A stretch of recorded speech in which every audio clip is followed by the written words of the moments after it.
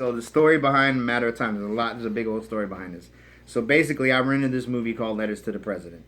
And me and Wood were always, every time, that's how me and Wood bonded, man. We came up and we'd start talking about conspiracy theory stuff. And we would just, I actually, I have a hard time saying this because I'm trying to be humble, but I actually showed Wood quite a bit. I showed him a lot. You'll notice from the time me and Wood hung out, suddenly he started almost all of his like 7 out of 10 songs, he had some conspiracy theory shit in it. Which was some deep ass shit too. It was literally deep ass shit, bro. Right after we started hanging out. That's some deep ass shit, right? We bonded, and I think he started finding a passion for like, hey man, I got to get this energy out. I mean, this info. That's what got him to the next level, yeah. And I have a tool to do it, man. And but basically, I brought this movie called Letters to the President, and that was me and Lenny.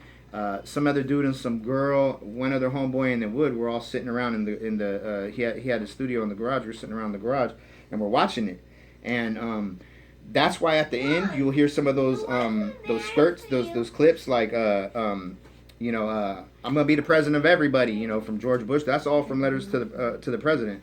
And then he basically we watched that and he goes, Storm, come here, man, and he played for me some verses in the beat that he had for that song, basically, for Matter of Time. And then he was like, okay, now we're going to rewatch this movie. He made us, me, him, and Lenny, rewatch the whole freaking movie. And then we would go, right there, we like that. Right there, we like that. And we just started taking like 7 or 8. We'd record where the timing was on the VCR, because it was a VCR tape. Wasn't it? You old fuckers.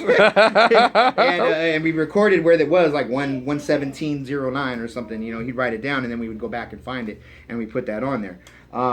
And then what's even more funny, or after that, is let's see if I'm gonna make sure I'm not forgetting everything here. Is me and him did a song called "Misery."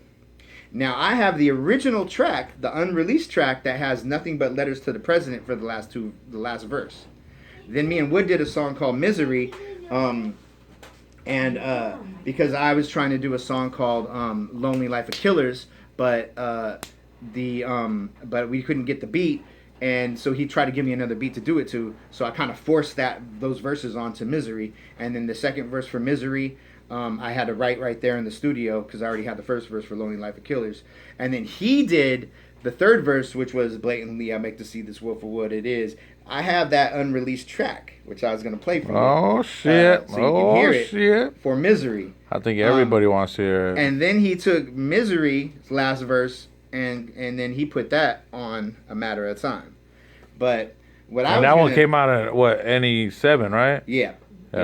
But what I was going to tell you is, coincidentally, my second verse for Misery, which his third verse was on A Matter of Time, which is kind of what you're going for, right, kind of fits with the beat for your Matter of Time. And see how we were all meant to be, bro. It's almost like a full circle. I'm not 100% sure how great it'll sound. It does go. I can make it go with it, though, and it actually fits pretty well. I might have to chop a little bit here and there, but I was going to, play. We're going to play everything for you and let you see what you think. But that would just be very uncanny that whole thing came around first full circle. Like literally full circle. It's almost like chilling, man, to hear that. That's what I'm talking about. That was also the very first night, which special to me, is Wood cried to me. He opened up to me, and he told me everything that happened from that one night that made East Coco Records what East Coco Records is, with everybody that, everything that happened.